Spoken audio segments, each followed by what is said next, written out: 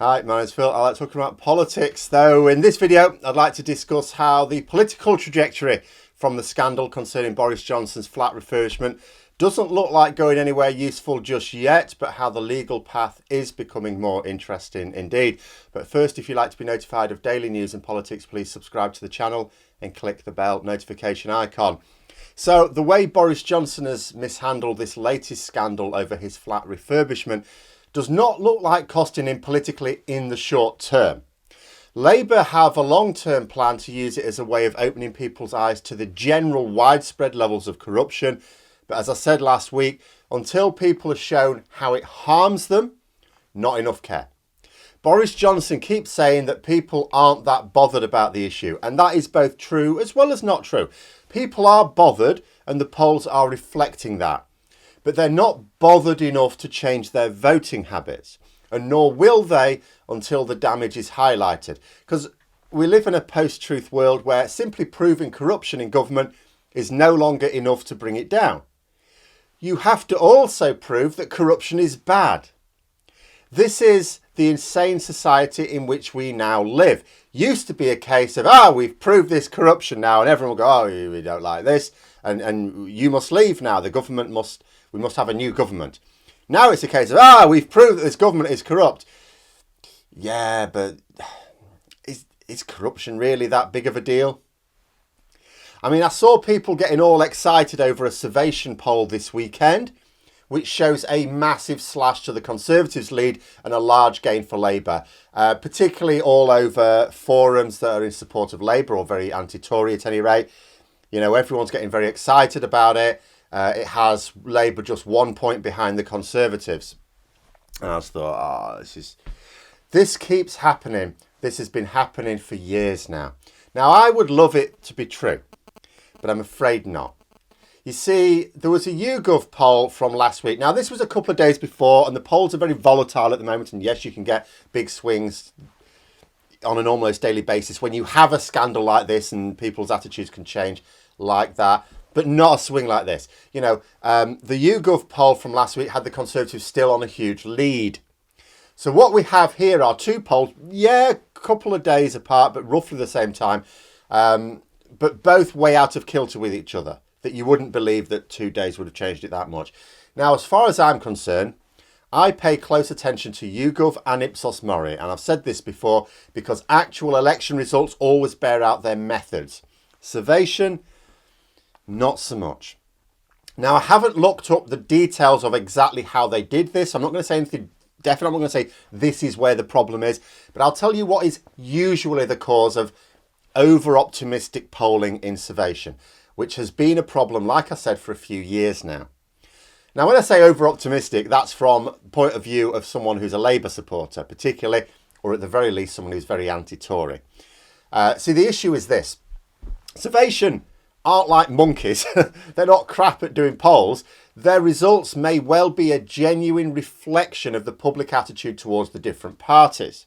It may well be that there is, like that poll suggests, only a 1% difference between support for Labour and support for the Conservatives. Now, when you just want public opinion on something, that sort of thing works fine. But it doesn't work for what it's stated for, which is supposed to be voting intention. Because that sort of thing makes no difference if some of the people who are saying, I'd support Labour, or I'd support the Lib Dems, or something like that, don't actually vote. So what YouGov do, and this is one of the reasons why their results are more accurate when you actually look at election results, is they take their data and then they weight it according to the likelihood of certain groups of people voting. Their results are therefore more accurate, a reflection of actual voting intention. Because it's easy to say to someone, put them on the spot, which party would you vote for? I'd vote for Labour. You know, it's then a case of, but will you actually vote? Because they're like, I don't know, I'm not always that bothered about voting. Then who you'd vote for is worthless because you won't vote. If the Servation Poll is to be believed, then actually this week we might be looking at a decent set of election results for Labour. Not great, absolutely not making gains, but decent. They'd get away with it. But I fear that Servation only exists to get Labour supporters excited, only to dash their hopes the day after elections. But anyway, digress. The point is that Johnson isn't suffering politically right now from the scandals, even though it is cutting through to the public.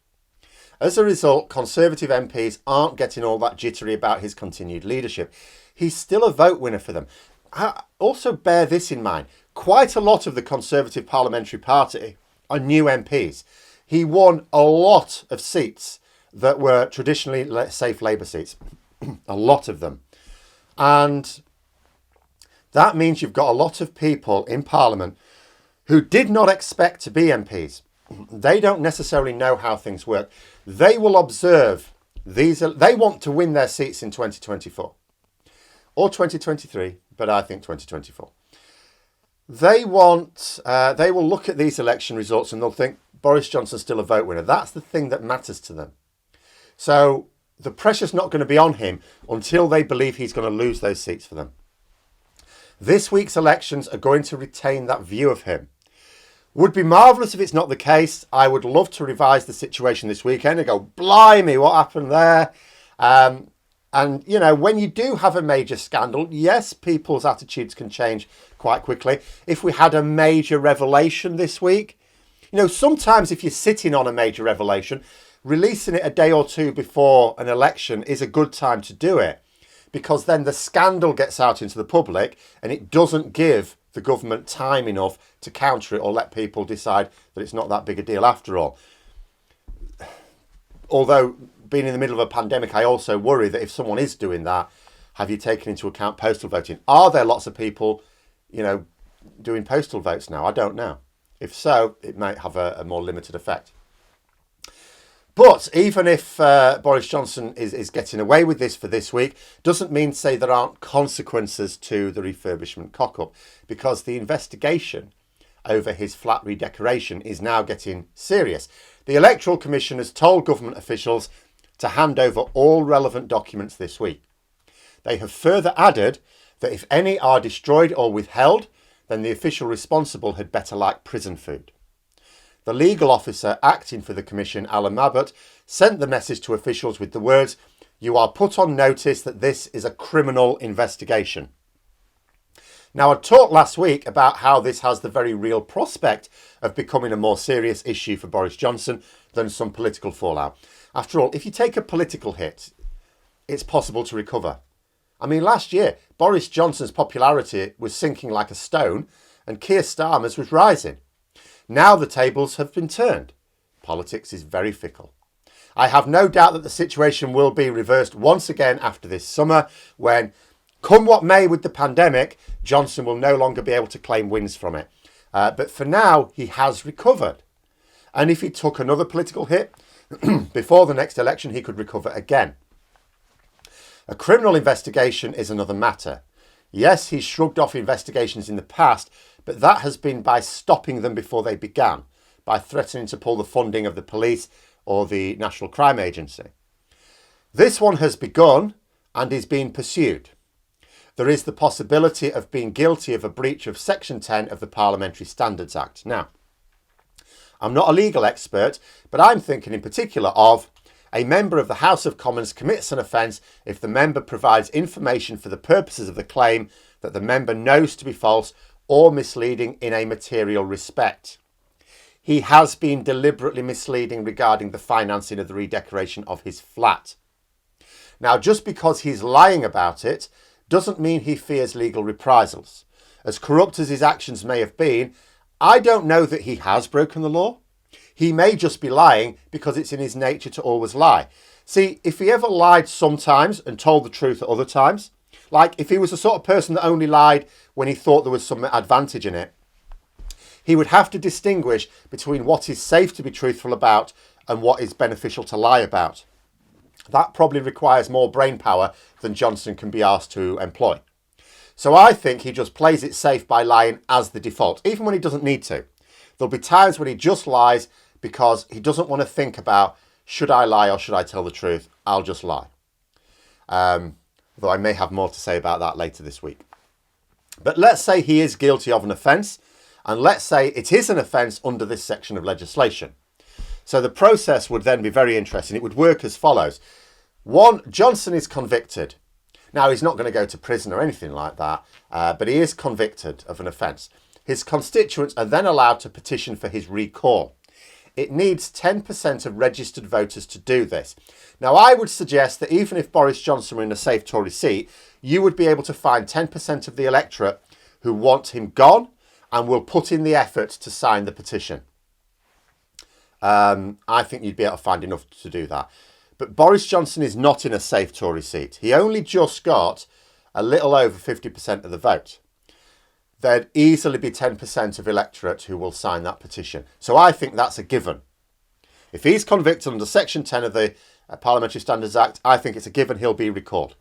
Now, if that petition is successful, Johnson's recalled and he has to fight for his own seat in a by-election. And you may think, well, he'll probably win that. Well, yes, he could well win that. He probably would win it. But what it means is that Boris Johnson is no longer an MP. He'll still be Prime Minister. But even if he ultimately wins his seat back, it means you've got this period of time when because as soon as he's recalled, he's not an MP anymore. There is no MP for his constituency. He is no longer a member of the House of Commons. It would be hugely embarrassing to the government, to Johnson personally, and even to his party. And then, even if the Conservatives believe that he will win his seat back, it would be surprising if they stuck by him. And if he didn't win his seat back, that would be even more embarrassing to have stuck by him. He will have been convicted of a criminal offence. Even if he wins the seat back, he's been convicted of a criminal offence. It's really tricky to try and claim to be the party of law and order with a criminal as your boss. Then let's say Johnson did lose his seat. Because although it looked like a comfortable win in 2019, it was just above 50%. If opposition parties decided to work together and Labour were supported as the only credible candidate against him, you never know. But it wouldn't even matter if Johnson won or not. He'd have already lost with the conviction, because now you'd have a situation where Boris Johnson has been sacked twice for lying and now he's been convicted of a criminal offence for lying. The idea at that point that he'd be able to say that he's honest would be even more laughable than it has been in the past. But like I say, just because this refurbishment scandal is dodgy doesn't mean it was unlawful. And even if it was unlawful, doesn't mean it would result in a criminal conviction. Johnson and the Conservatives in general would have their reputation trashed if this ever led to that conclusion. There's no way of really getting out of this, certainly not for Johnson, and the Conservative Party would also be complicit because they've supported him. They would fight tooth and nail to prevent it, and they are the ones in power. But it could be interesting nonetheless. People talk a lot about how we are a banana republic at the moment. We're not quite there. We are on the path, but we're not quite there. There are still some checks and balances left. But we will see. But those are my thoughts. Let me know yours in the comments below. Hope you found the video interesting. If you did, don't forget to click the like button. And if you'd like to support the channel further, please also click the Patreon link for details. And until next time, I'll see you later.